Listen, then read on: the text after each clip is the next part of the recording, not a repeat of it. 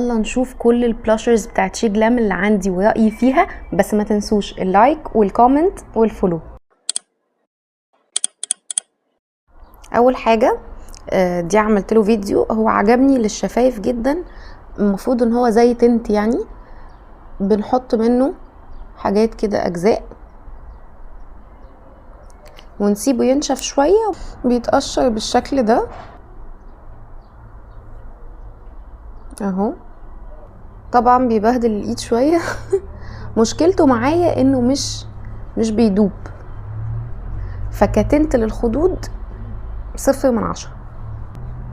لو عملت من هنا للصبح مفيش اي حاجة، وخليوا بالكوا انا مرطبة وشي. تاني واحد البلاشر ده من شي جلام، الدرجة دي حلوة قوي. ميزة البلاشر ده ان هو فيه منه في نفس الباكج كريمي وباودر زي الحاجات اللي طالعة فايرل بتاعت باتريك تا وون سايز. فانا باخد الاول بس فرشة صغيرة لان مكان الكريمي، فباخد الاماونت كده الاول اللي انا عايزاها، كده ادمج بحاجة اكبر. دمجه سهل جدا على عكس اللي قبله، وبيجمنتد وحلو قوي، والبلاشر الباودر بتاعه وثباتهم مع بعض ممتاز. بعد كده الباليت دي من شي جلام، بحبها جدا لان الوانها كتيرة وفي منها 2 اديشنز. الاديشن ده شوية فواتح وبنكات، في واحد تاني اغمق.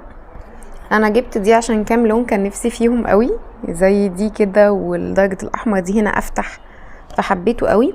دمجه اكنه ليكويد بلاش، هوريكوا برضو. بحط اهو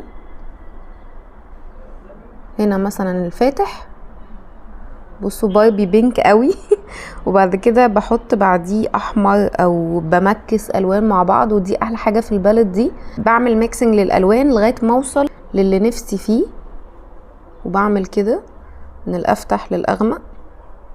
حلوه قوي قوي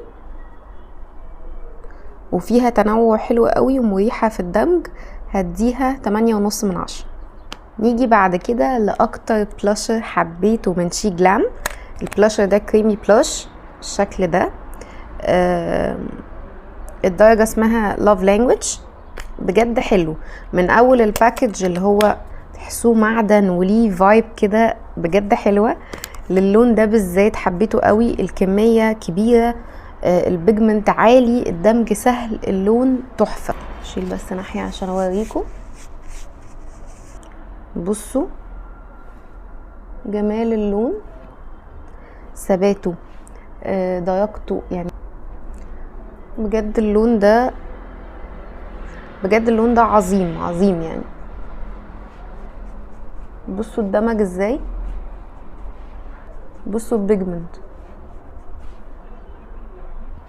يعني بغض النظر ان انا يعني كتر مني، درجته بجد حلوة، بحبه قوي البلاش ده.